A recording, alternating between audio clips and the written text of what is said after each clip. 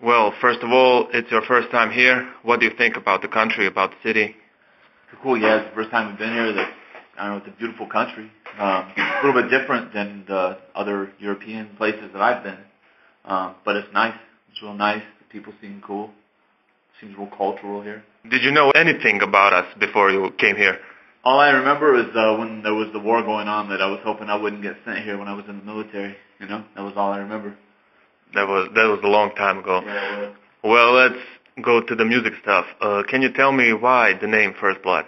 Well, originally, the original lineup of the band had, Carl, Doug, Manuel, and stuff. And the name actually came from the movie, the Rambo movie, the first one, First Blood Part 1. And I don't think the band was ever really meant to be like some touring band. Definitely no one saw it doing like being in Bosnia one day when they started the band. They never were like, 10 years from now we'll probably be in Bosnia playing shows. And it just kept growing, and then, kids actually seemed into it, so started touring and stuff. But the name came originally from the Rambo movie. Just kind of... So are you a big Rambo fan? I know personally I am, and I know Carl obviously is, and I think pretty much... Yeah, we all are. I'm pretty sure everyone in the band, I mean, who is... Can't be in everyone in the planet. Yeah, who are you if you don't like Rambo, You can't be in the band if you don't like Rambo. You just mentioned that. The first shows of the band, did you ever expect to become this huge? Well, I don't know that we're so huge, but... Well, you're playing in Bosnia, so you must be. Yeah, I started with the band back right after California came out. So I've seen it kind of go steady. We have a lot of friends, a lot of bands help us take us out on tour and stuff. Agnostic Front, Terror, Sick of It All these bands. And so, I guess, by them helping us out, taking us on tour, and, it's been slowly gradual to get to this point. So, but no, I wouldn't have ever thought, whenever my first tour with the band was real small, and I would have never thought we would be doing like this, playing like the festival we played yesterday. And yeah, Nova Rock. Nova Rock, yeah. So, no, it's already, every year it's more and more. Like we went to Australia at the end of last year. I didn't think I'd ever play Australia. So we've played all kinds of places. The Terror Tour, Direct Support to Terror, a couple months back in Europe. Great shows, great tour all in all. But yeah, the band never, I don't know. I haven't been with the band since day one either, so, but from when I became familiar and when I became a part of it, it's steadily grown. Well, can you remember the first shows when you came into the band? Oh, yeah. What were they like? Stressful. Carl's the maniac. Yeah, very stressful. My first show ever with the band was the New England Metal and Hardcore Festival in Worcester, Massachusetts. Worcester, yeah, it was stressful, Carl used to be a lot more stressed out than he is now. Why is that? He's a perfectionist with the music, the stuff that he sings about and the music he writes, he's very, very serious about it, So he wants it played like perfect, and it was a little stressful at first. If you're coming in like the music's already written, and you don't have a lot of time. He's not real fast to send music over when you need to learn it fast. And you'll get it about 5 or 6 days before a tour, and it can be tough. Boot camp style. Yeah, pretty much. So, but I stuck around. I mean, I've been off and on, back and forth. I play in other bands too. So. Well, can you tell me why is the situation in the band like that? Many members changing and stuff like that. Well, most of the members, the actual members of the band, it really hasn't changed that much. There was Kyle, who's, he can't really fly, so he helped on both of them. I think he did just one song on the last record, but he did a lot on California. He just couldn't fly a lot, so he wasn't around a lot. And then the other guitarist, Manuel, was in the band the whole time up until last year. Yeah. Almost a year ago since he's been out. Yeah, and then the last bass player, Peanut, he was in the band for a good 4 or 5 years, and then before that, Manuel played bass. Yeah, that's right.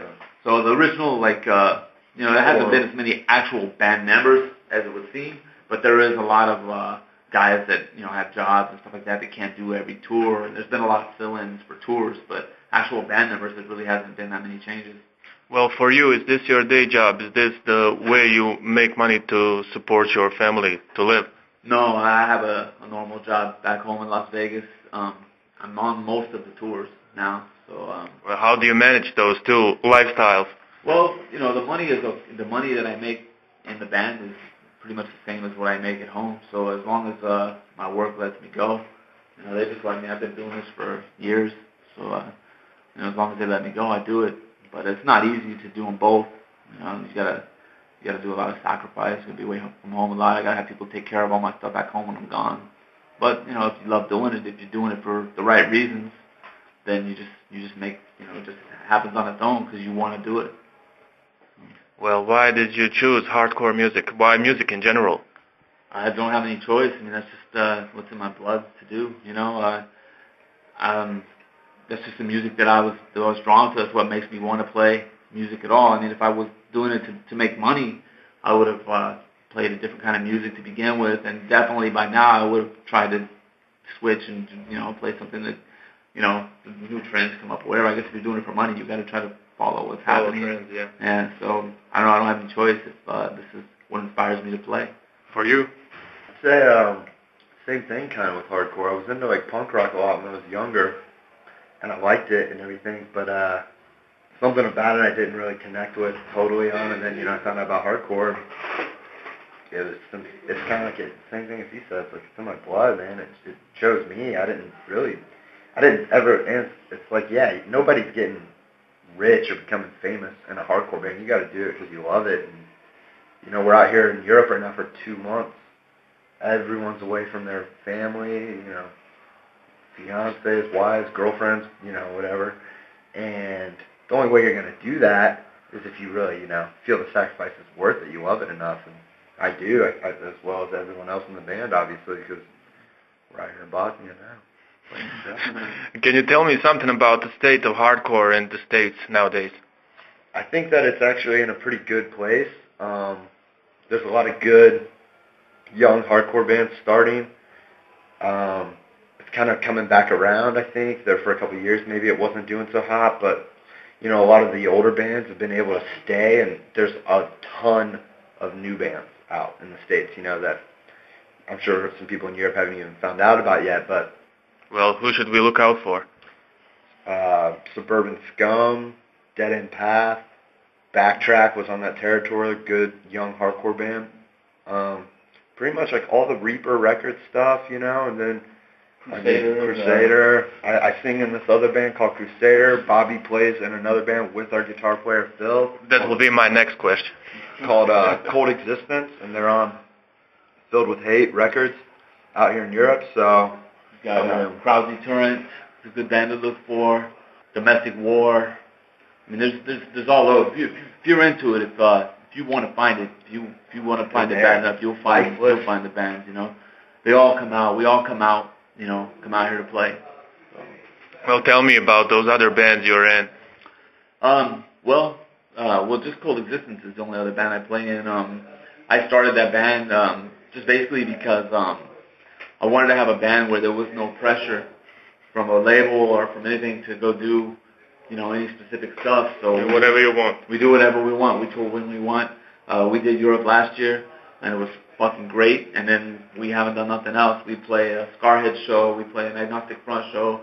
But we don't have to go do nothing we don't want. If our singer's having a baby right now, so, that's my rule for the band. That nobody has to feel pressure. If there's a tour that's coming up, we were supposed to go to Japan, and everybody can't go, then we're not going. It's that simple, And that's what I want. I don't want anybody feeling pressure. And just everybody gets to play music, and we get to be happy. Enjoy. And, get to be poor and happy. What's your situation? You mentioned that you sing. Yeah, I sing in this other band called Crusader. And it's, years ago I had this band that I toured with. They actually were pretty much responsible for me, starting touring with hardcore bands and stuff, called Too Pure to Die. And they all went on, got real jobs, did all that, they're all kind of have things keeping them at home, whereas I continued to tour and stuff. So, in First Blood, he plays guitar in Cold Existence. Same thing. It's fun to do something different in a band and not have any pressure. Solely just fun the whole time. So can't beat that, Guys like us, that have these bands. I mean, the reason that a person like me or Joe would have a side band is because it's just we have to create the music. I can't always tour. I can't be out on the road 9 or 10 months a year. But even when I'm at home, I have to be creating music, and that's the outlet for that. is what it's for, and that's where most you asked earlier, like the state of hardcore. You know, it probably seems like that it kind of died down a lot there. But what really happened was, you know, when hardcore really started, it was a small thing, and it was quantity over quality. It was the people, or quality over quantity. The people that were into it were just into it. It was a small thing. Then it got kind of popular, and there was all these. It became kind of a. I'm not gonna say it was a trend, but you know, a lot of people came into it, which was fine. Everyone's welcome in hardcore. But when it wasn't so popular, those people left, and now it kind of got back to just the way it was, which people that are in it from the beginning and the people that are in it for that reason, nothing has died. It's just back to the way it was originally. Stayed the same. Like, I don't know, like, people always say that it, like, fluctuates up and down, like, oh, it's a really bad time for hardcore, or it's a really good time for hardcore. I think that, I mean, people fade away from it, and either you do or don't. I think I'm one of the younger members of First Blood, but, you know, some of these other guys are older, and it's like they're still into it, they're still touring. So, you know, got to be something about it to keep these guys wanting to keep going.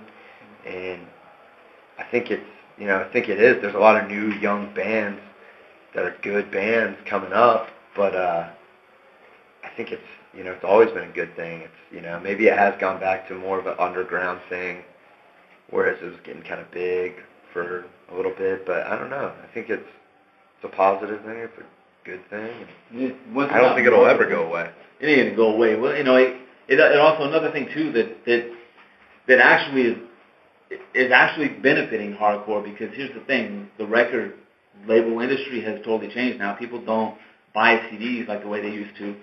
So now there's not anybody investing into bands, and there's no bands that are that there's a payment in it for them to do what's popular. You know, like bands like Hatebreed, who I love, and I think they're awesome.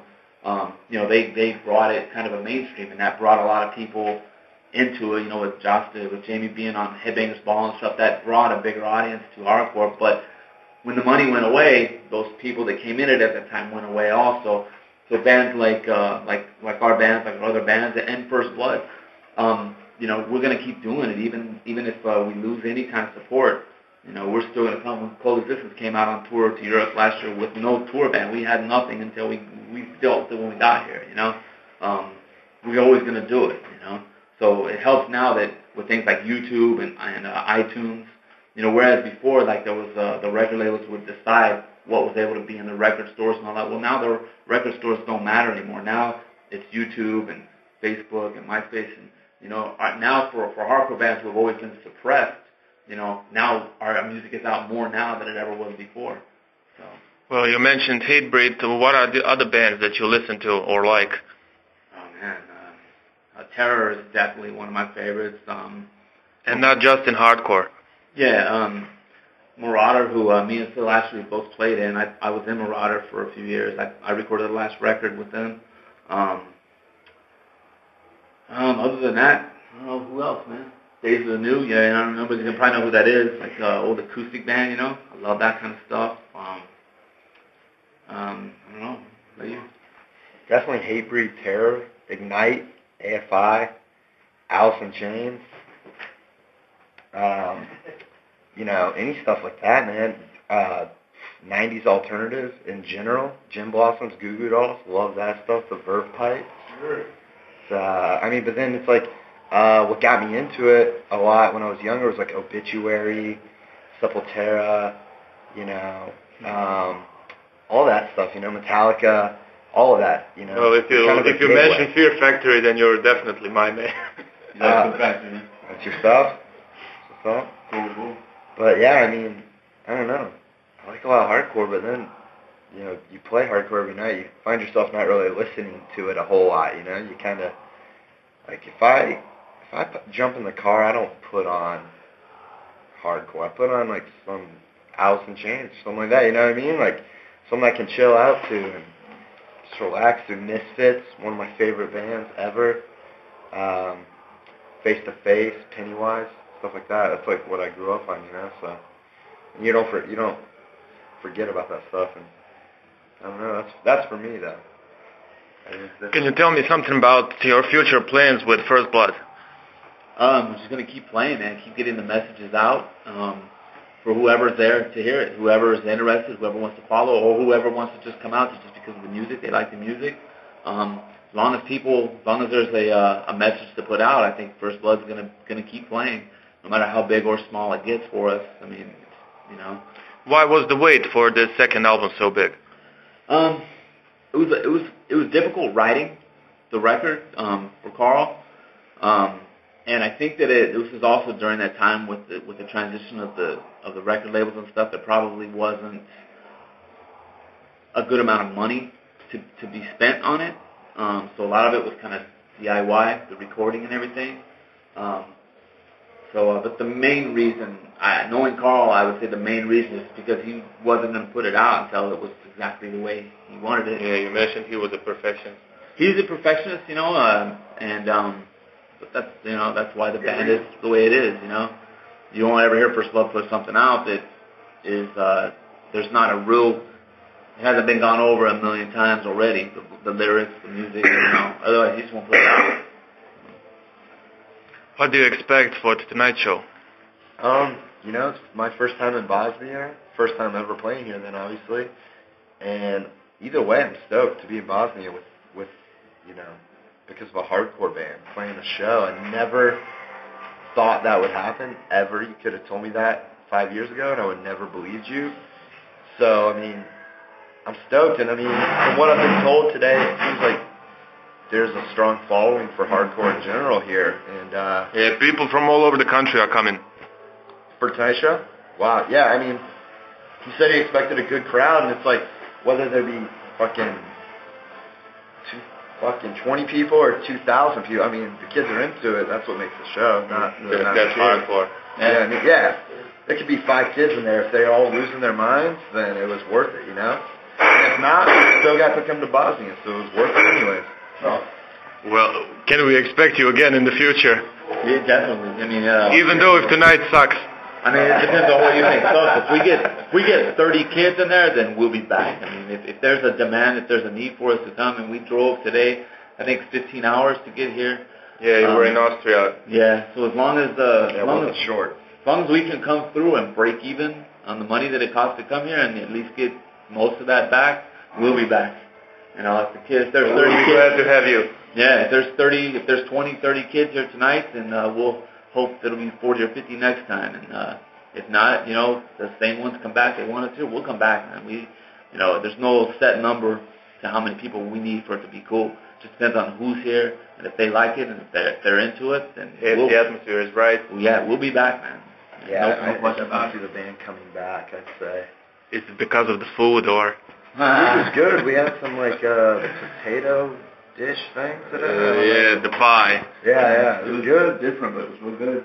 It was, yeah, I don't know, not what we're used to, obviously, being from America, but. And I'm going to be rude and interrupt, but I hear few of the members are straight edge. I'm straight edge, as well as Carl, and that's the. Bobby doesn't drink or do anything really very Don't do anything, yeah, but I'm just not at all. He just doesn't feel the need, I mean, I've never just said I'm straight edge, but I don't know. I guess technically I would be. I don't do anything. Well, how is it like for you every night, different country, different food? I'd say being straight edge doesn't have a factor or anything like that. I think that everyone in the band, minus one person, is vegetarian or vegan. 2 of us are vegetarian, and Bobby and Carl are vegan. So, if anything, it might be challenging some nights finding food, more so for them, that's vegan, in a country, because a lot of countries, they don't get why you want to do that, or you're in one of those countries, right? So. Yeah, today when we asked, the guy was kind of like, and I was like, no, had to break it down for him, which is fine, I know cultures are different, and maybe that's not as big here, but, then maybe by, bands like us playing here, kids find out about that stuff, and find out about straight edge, find out about veganism, vegetarianism, and they want to do that because it's a cool thing, I mean. The way I look at it is, being vegan is tough, but I also come from a country where we have, so much opportunity and we have the money and the ability to get the food we want, so I'm able to make that choice and eat the way I eat because of the animals and everything. But not all places that we go, get to choose the way we do. So if I go somewhere where there's not vegan food, I can always find something. But there's plenty of times, especially like in Mexico and close to Central America, places like that, where I'll go if I can't find the food, I just won't eat. But I don't complain, that they're not giving me the food I want. I just look at it like I'm just fortunate that I'm able to make that choice. That I can choose to eat that way for my reason. It's your choice, and it's my choice. And I don't have to worry about it ever. I was never grew up hungry or nothing like that. So, it's that's. Well, a lot of people don't think like that, so.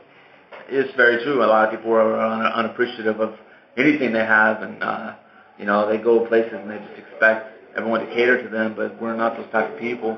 It's an honor to be in another country, to be welcome, and people are treating us nice, and everybody wants to hear our music and talk to us, and that's good enough for me, man. If I can't find food because I'm picky at what I eat, then that's my problem. I just won't eat. I'll eat tomorrow. That's no problem. Well, for me, this is the best way, this message, to end this interview. I don't want to be a pain in the ass and bother you guys some more. So that will be it for tonight. I hope you have a great show, and like you said, I hope you come back again. Hey, man, not a bother at all. I appreciate that you even want to interview us at all, And we're definitely, coming to new places I've never been to play music is my favorite thing to do in the whole world. So it's a real honor to be here for me. I wouldn't have missed it for anything. Well, like I said, hope to see you again. Be it our first blood.